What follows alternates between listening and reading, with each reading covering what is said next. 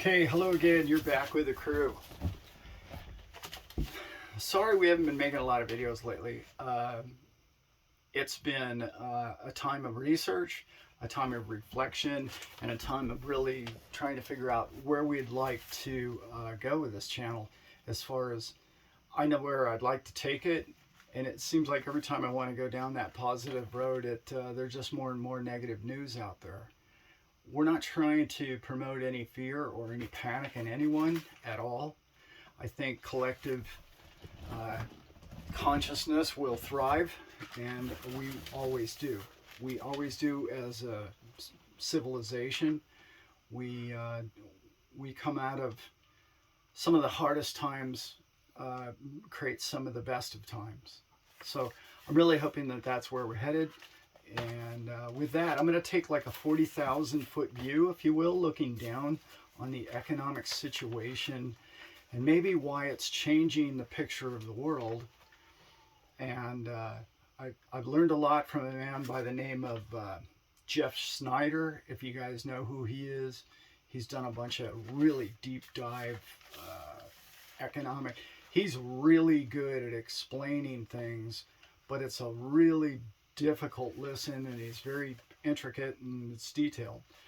So I'm going to take what he's giving us, combined with some of my own thoughts and aspects, and put it together on something that I hope is going to be entertaining and informational, if nothing else. Okay, so I'm going complete notes on this one because I really want to kind of hit these four topics really as thorough as possible, because I think they're just really what's causing a lot of the strife and the misunderstanding that's happening out there right now. Okay, so I really want to talk about what it means to be the world's reserve currency. Okay, currently the US dollar is that, as we know, right? So it's been based on many of other things, gold in the past, and then it was switched to oil. And then now, since U.S. is not much of an oil producer any longer, and that other countries that appear to not be big players in the oil, used to not be big players in the oil world, are now big players. Russia comes to mind. It's all changing. So the petrodollar, as it was commonly referred to, the US dollar, was backed through the Saudis and was done that way intentionally so that we could back the US dollar and it could maintain the strength that it requires for it to become a global currency, which is a burden across America. Believe it or not, it is a big burden across America. But I'm going to explain a couple things as to why it's been a massive benefit on top of that as well. Okay, so what is a global currency? It is something that virtually everything that is bought and sold on a high level of banking is all done with US dollar. Okay, since pretty much 2015, that's on the decline. That's been happening because, well, for a number of reasons, but the biggest reason, in my opinion only, is that what's happened is there's been an alliance created between, called the BRICS alliance, and BRICS standing for Brazil, Russia, India, China. And they've all gotten together and they've decided that maybe that the US dollar is overstayed its welcome, if you will. Okay, and that they no longer want to have to pay US dollars, okay, in their eyes. And it makes sense to me when you look at it like this. Why does China have to buy oil from Saudi Arabia using US dollars? Why does Saudi Arabia have to sell oil to China and only take US dollars? Right? Like, it's their oil. They should be able to take, I don't know, checkers if they feel like taking it, whatever. You know, Bitcoin, gold, wheat, All of those are in the news these days. Why do they have to use the U.S. dollar? And a lot of what I'm talking about here is I think that the need or the reason for a global currency is diminishing daily, and it's getting to a point now where I think it's becoming obvious to a lot of countries. Okay, so if you understand what currencies are, they simply are a transaction. It's a flow. It's like when you spend money and receive money, it's almost like breathing air or drinking water, right? Like when you spend money, you get a service or something that you need it, okay? And therefore, I've always been in the belief that there is no such thing as a bad price or a bad deal, or I spent too much on something. That's a philosophy of mine, but that's not necessarily, a global economic thought process. But in my way of thinking is that the more you spend, the more you earn. And a lot of people that just hoard or hang on to every dollar they make, they're not necessarily infusing economic strength in the neighborhoods in which they live. Let's just put it like that. Okay. I didn't quite mean to go down that too deep of a philosophical angle on that. But the reason why I said that is this. If you look at how many dollars they're considered to be dollars, dollar of currency, right, that are out there, I've heard estimates well over $2 quadrillion. Okay. And you say, whoa, wow, that's 1,000 trillions. Yes. And how do we come up with that number? Well, if you simply look at the debt market, look at the debt that is owed in the bond market, look at the debts globally that have been borrowed and loaned through banks, and the banks don't have any reserve assets. These are all fake currency. Fake's not the right word. These are digits that have been created. They're not actually dollar bills, okay? These are digits that people transact with to other countries, that owe other countries, other corporations, payment for everything, debt, loan, all of the loans, all of the debts that you have are new created debt, okay? All new digits. Those digits are racking up. And one of the biggest areas that most people don't even, we don't even understand the whole Federal Reserve System or central banking system, but the way they trade currencies back and forth to support other nations to keep them afloat behind the scenes is massive. And if any of you have heard in my other discussions about the repo market is, I think it's $2 trillion a day. That's crazy, right? Overnight lending of $2 trillion is being done every 24 hours simply to keep massive countries and banks afloat. Okay, right. So where do those digits come from? Those digits are created basically out of thin air. Okay, so, and I didn't even get into the derivatives. If you look into derivatives, there's 300 or 400 trillion that they've admitted to, that we can kind of come up with on paper. So all these giant numbers that I've just thrown at you gives you this wow moment of, well, dollars aren't scarce at all, are they? Dollars are like the digit of a dollar is very prolific. And I talk with this, Brent, my son, we talk about this all the time. He's probably tired of me saying it. One of the most prolific things on the face of this earth, believe it or not, is a US dollar digit. Just think about that. What else do you know of that there's quadrillions of?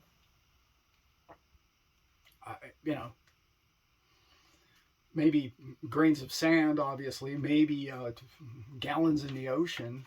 But like, that would make the one thing that makes the entire world work and all of us, our labor, valuable, one of the most prolific items on the planet. That doesn't sound right, does it? That doesn't sound like it's a fair trade. Well, that's where I'm getting at with this one. When I get back to the BRICS, okay, Brazil, Russia, India, and China, when I get back to what those guys have been doing since 2015, is they've created a new what's called Silk Road, or it one belt, one road. There's 3 or 4 different names for what they've done. Okay, come together on. This has been going on for a long time. I've known about it since 2015, and you can see their dilemma. They're sitting back saying, well, wait a minute. Why are we taking all these dollars? Why do I have to use dollars for trade? Why am I taking dollars for all the goods that I send to Long Beach that are on those ships if they're not even scarce, if they're not rare, if they're not as valuable? And then you say, well, wait a minute, Alan, the dollar is going crazy right now. Everything else is declining in the value of the dollar. The dollar is the strongest currency in the world right now. There's no question of that. Okay? And the reason why I know that is because it's gone parity with the euro dollar. That's crazy. That hasn't happened in 20 something. Well, euro dollar's only been around since 2000, but you get the point. It's really strong right now. Why? Why is the US dollar strong? Has it become precious? No. Has it become more rare? No. Is it because, well, America's just this wonderful place and, well, maybe a little bit of that, maybe? No. Why is it? Why has it become more valuable than the other currencies? Well, one of the reasons is because the Fed has the ability to raise interest rates, which is what they've been doing. Which does what? It says it's more valuable than all the other currencies. Well, does that mean it's more valuable? That means you have to pay more to borrow them, that's for sure. Does that make them more scarce? No. Does it make them harder to get? Sometimes, because you have to qualify. It's harder to qualify for loans to get them. But why is the Japanese yen just crashing, falling through the floor in value against the value of a dollar? Nothing's happened in Japan. Nothing's happened in China. They're creating all the items that they've always done. And I know a lot of people want to chalk it up. Well, it's oil and it's shipping and it's expensive. No. It starts at the monetary value system in which we've built this entire, I'm not going to call it a Ponzi scheme. It's not a Ponzi scheme. It's a currency, and you need it. And you need currency to flow in and out. And something has to be that. And currently it is the US dollar. Now, if I haven't completely confused anybody or lost anybody, you probably know exactly where I'm going with this. Why would Russia need those US dollars any longer? I know Russia's done a lot of bad things. They really have, and it's not fair to Ukraine what's happening there, and I hope it is the end of all the world's problems and wars that we currently have to go through in the future years. But why does Russia have to use a dollar? Well, Russia had to use a dollar for all these years, 50 years now, the fiat US dollar. And now all their assets have been accumulated in dollars, and we pulled the rug out from under them. You and I didn't. The central banking system pulled it out and said, well, we don't like what you're doing in Ukraine, so we're going to pull the SWIFT system away. Those of you who know what the SWIFT system is, I'll give you a brief little summary. It has nothing to do with the trading of money. It has everything with the connection. In other words, you're connected your bank can connect to a Russian bank, and that connection is the SWIFT system. It's not even, oh, okay, that's the line that we send it through. No, it's not that. It just says that place is open for us to transact with. In other words, we deem them worthy of our trade. That's all it does. That's what the Swiss system is. It's not a phone line or an avenue for you to exchange currency over.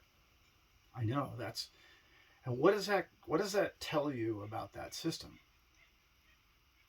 It's simply control. So there's people controlling who gets to play in the cheap or free digits that are being created out of basically thin air or not. Who gets them and who doesn't. It's a lot of control there. And when you start to get that picture, you're starting to say to yourself, well, wait a minute. Why do they get the rights to do that? Who gave them the rights? Right? How come I have to work as hard as I do around this farm and on my boat to earn the dollars that I get, but they get to create them? And if you really want to get into it, you have to understand in the last 50 years that the U.S. government hasn't paid anything for oil. Think about that. They've been able to create or create digits and give those digits to Saudi Arabia. And Saudi Arabia said, I'll take those digits because they're U.S. digits for all these years. So the U.S. government, our military, has been able to get free oil.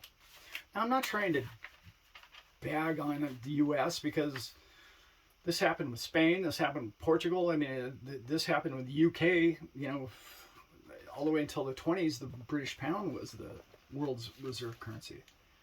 But what happens when you take it to the level in which it's been overspent, if you will, or abused, if you will, is other countries start to get violated. Who's being violated right now? All the countries. Everybody. If you think inflation's bad here in this country, I don't know where you're watching this, but if you think the U.S. has bad inflation, every other country in the world is being crushed by it. And then you have to ask yourself, why are they being crushed? Well, because the U.S. or the Federal Reserve is trying to control inflation in the United States borders. Well, that's a noble thing. I mean, that's really good. I get that for the citizens of the United States. But what is that doing to business in the United States? What is that doing to the jobs of the people in the United States? What is that doing to the people that need to buy a home in the United States? All of those things are crushing the economy. They've admitted as much as saying that we're going to sacrifice the economy to get this inflation under control. I understand that.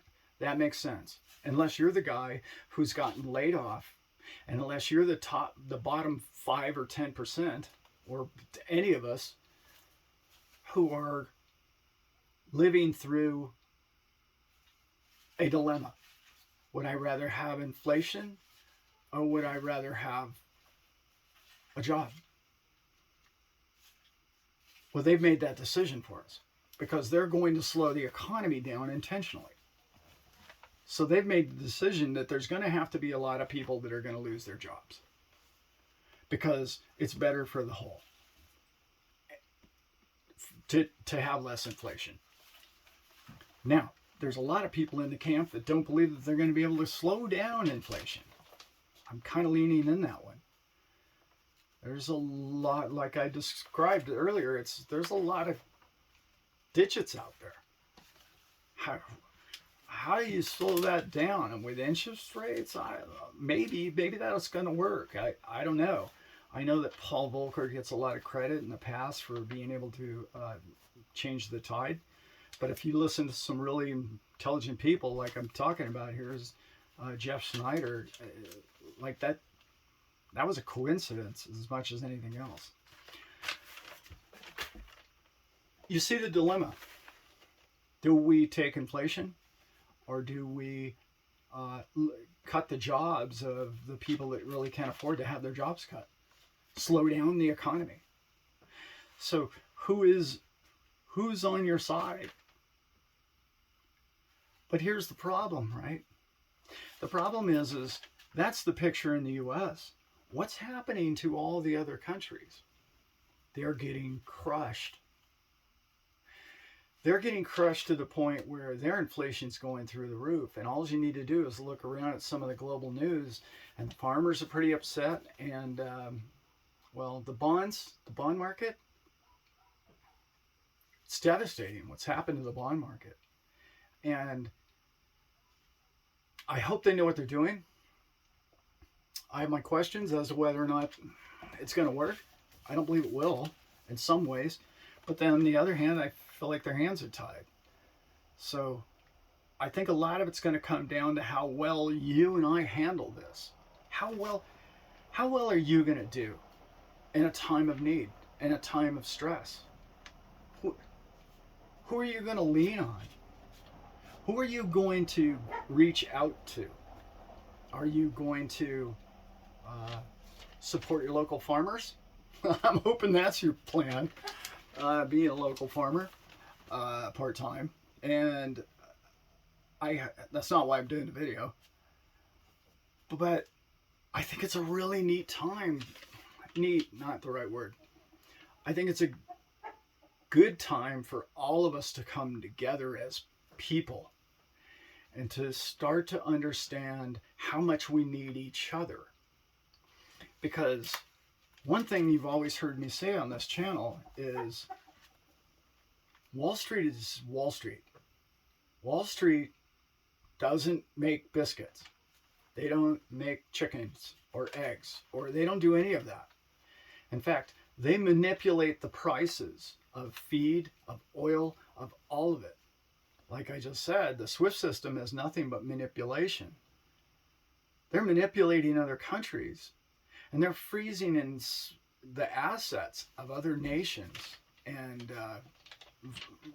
rightly so in some cases, and I get that. But every time I forgot the statistic, but it's crazy. Like every percent that the economy drops, it's, I think it's every percent of the economy that drops, there's tens of thousands of people who lose their job. And in this time, I think we really need to keep those jobs as best possible. Okay, like I said, it's a 40,000 foot view of what's going on, and I hope I kind of explained the big picture as to maybe why those BRICS countries are deciding, hey, you know what? We've created something else. And they did. 2015, I think they implemented it in 16, and it's abbreviated. It's CHIPS, and that's the Chinese have gotten together with the other BRICS nations, and what they decided to do was create their new SWIFT system. One of the things that a lot of people are starting to understand now is it's all going completely encrypted, obviously. And when you start to do CBDCs, basically is what these are. And if you've watched any of our channel, you know what those are. And if you don't, they're digital currencies, and countries are going to them because of ease of use. I don't like centralized currencies, just like I don't like the SWIFT system has too much control. How can you just shut a nation off and starve its people? That doesn't make a lot of sense to me. That's one of the reasons why, and the punchline here at the bottom is where we always get to, Bitcoin. You knew it was coming, didn't you? No. Cryptocurrencies are the future, and the banks are starting to understand it. And if you don't see the writing on that wall, well, you need some more research, because just announced yesterday was the Swiss. Within a year, you'll be able to buy any crypto in every bank. When you saw the report 2-3 days ago of Grayscale. Grayscale is getting out a few of the cryptos only to strengthen the ones that they really want to keep, because they want to own more and more and more of the tokens themselves. Also, U.S. banking system has over a year ago collateralized Bitcoin. It is collateral. One other little news brief here at the end, just announced by the Cleveland Fed, I want to say, yeah, the Cleveland Fed announced that Bitcoin is money. That's Cleveland, United States, announced Bitcoin is money. I know money is a very vague term, and Bitcoin can't be money because money is actually well, it could be money, but we'd have to rewrite the definition of what money is. But I know it's a kind of a long video already and kind of complicated, but it was on my mind. I was out working in the yard, and I thought, man, I'm gonna go down there and just give my 2 cents of what I think is happening in the world right now and how it's affecting other nations. And what other nations do is not what you and I do. What you and I do is what we do with our neighbors. And you know who is our neighbor? Everyone on this planet. That's who we are. We're all neighbors. We're all friends. Governments tell us we should dislike those people, but those people are just people like you and I. I hope, if nothing else is understood in this video, that point. I don't care if they're Russian or Chinese or Jamaican. They're my brothers. We're in this together. It's so important to me that we all stick together, because what they'll try and do, you know what's happened in the past. They'll try and pit us against each other, and that's not how we thrive, and that's not how we survive. And one of my next videos coming up is about how we're going to thrive through these times and how we're going to really succeed and what we're going to use to get out of there. And I'm going to give you a little hint. You could watch Brent's videos on that. It's blockchain. Surprise, surprise, right? So I hope you guys got something out of this. I really enjoyed giving it to you, and it was educational. Every time you go over these thoughts and rehearse it a couple times, and then go live with you guys, it's an educational process for me as well. Again, thank you very much. I'm honored that you have watched my videos over the years. I know there hasn't been a lot lately, but been busy boy. We got more videos coming, so please hit the like and subscribe if you enjoyed the video and if you got something from it. Thanks, and I'm out.